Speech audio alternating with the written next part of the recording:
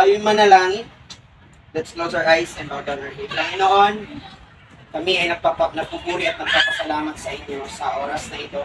Salamat po Diyos sa kabutihan mo sa bawat isa sa amin. Sa kabila, Panginoon, ng aming mga pagkukulang, pagkakamali, pagkakasala sa iyong harapan. Lagi ka nandyan, Panginoon, dahil sa grasya. Sa oras na ito, Panginoon, hayaan mo naman na yung Panginoon Espiritu siya pumilos sa bawat isa sa amin. So, celebrate, Panginoon, itong event na ito, Panginoon, ito ang mapuri, ito ang mapasalamat. Salamat po Diyos sa bawat isang narito. Salamat sa buhay ni, of course, or kay Arnel, Panginoon, of course, ang kanyang partner. I pray, Father, na patuloy mo silang i-bless, Panginoon, sa kanilang buhay. Ito lang aming samot dalangin sa pangalan ng Jesus. Amen. So, bago po tayo kakain, so may isi-share lang po ako dito. So, sinasabi dun sa Proverbs 22:6, train up a child in the way we should go. So, hindi pa naman lumalabas yung bata, pero we are preparing now, parang nagpe-prepare na tayo on how to train or on how to raise up the child. So, paano natin palakihin yung bata. So, advice na ito ay para po dun sa magiging tatay or sa magiging parents na or sa mga parents na. Sabi dito, train a child in the way he should go and he will not turn from it. Isa yun sa mga dahilan on how we train up our child. Okay? So, especially kay Jessica at saka kay Arnel. So, ito ang sinasabi ng Panginoon. So, kung paano natin palakihin ang bata. Ang pagpapalaki po ng bata, so magiging magaling ka daw na magulang pag nakalabas na yung bata. Tapos sino po ba ang mga magulang na dito? Pinag-aaralan po ba ang pagiging magulang? Di ba hindi po? Yes na si ate. So, saan po yung enrollment niyan? Okay?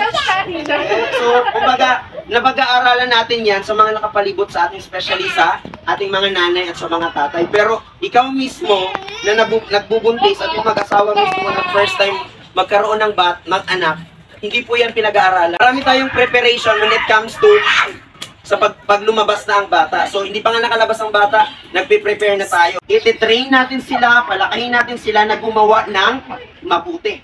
Prepare them to give answer to everyone who asks them for the reason for their hope. So, kailangan i-prepare din natin yung magiging anak natin sa paglabas nila.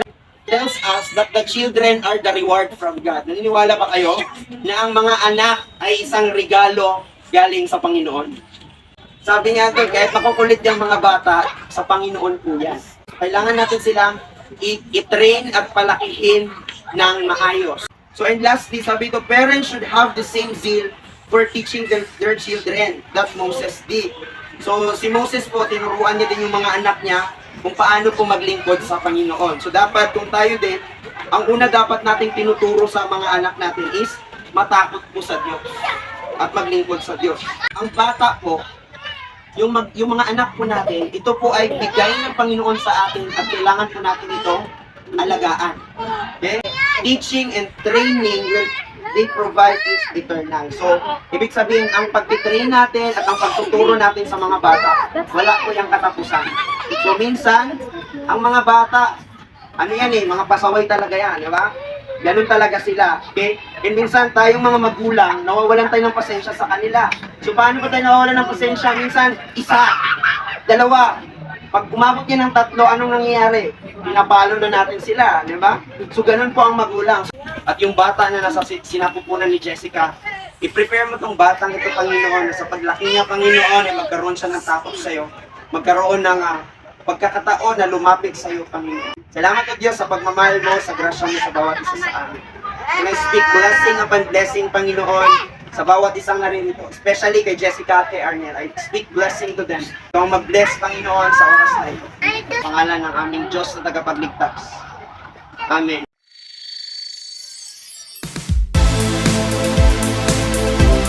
Lahat ng babae dito yung goal. Oo, gano'n, yan na lang. Yung babae, at saka yung lalaki naman yun.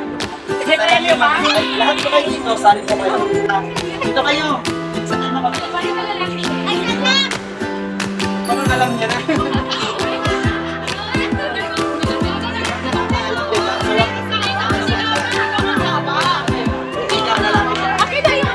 Ikaw na, dapat meron doon. Dito ka. Ano? Wala na, hindi mo na dyan ang audience natin.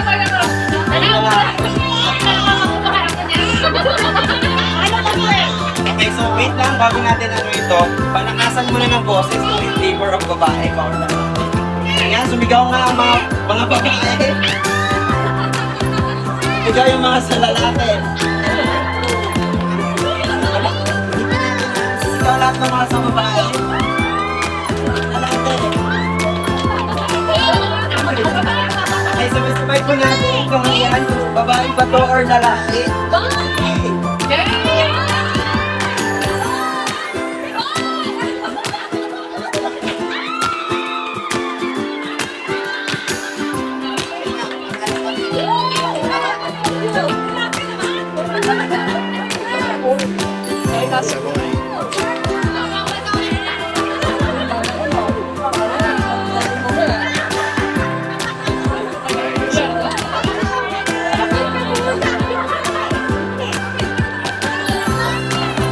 Ayos. In 5, 4, 3, 2, 1.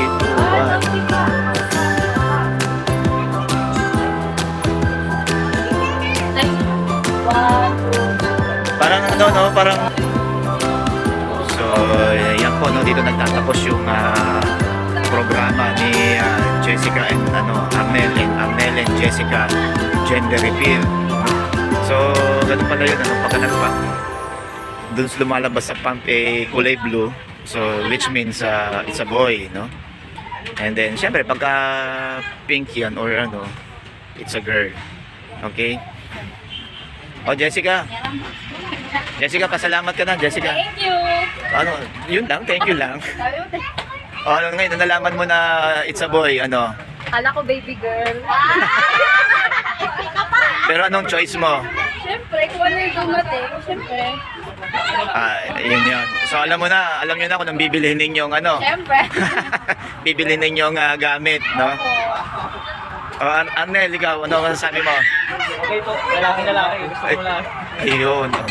Ano ba yun? Talagang dream no? Bawat lalaki talaga dream mas gusto talaga boy, no? Panganay. Kuya na talaga, no? Kuya, matatawag yan sa unang anak. Okay, ayan, okay. So, ito po yung kanilang foods. Ayan, no? So, without maraming pong salamat, Mr. Clayman po ito. And please like, continue to subscribe Mr. Clayman TV. Maraming pong salamat sa naging event ngayon this day, yung gender reveal, no? So nandito po kami, ang locations namin is sa Quezon City Memorial Circle. Okay? So kahit medyo hindi maganda ang panahon, ito tuloy pa rin ang kanilang gender reveal. Okay, so without, God bless at maraming salamat at marami din salamat dun sa pastor na nag-share ng it's all about paano nga palakihin at i-guide yung magiging anak natin. So without, thank you very much. God bless and thank you very much. Bye-bye.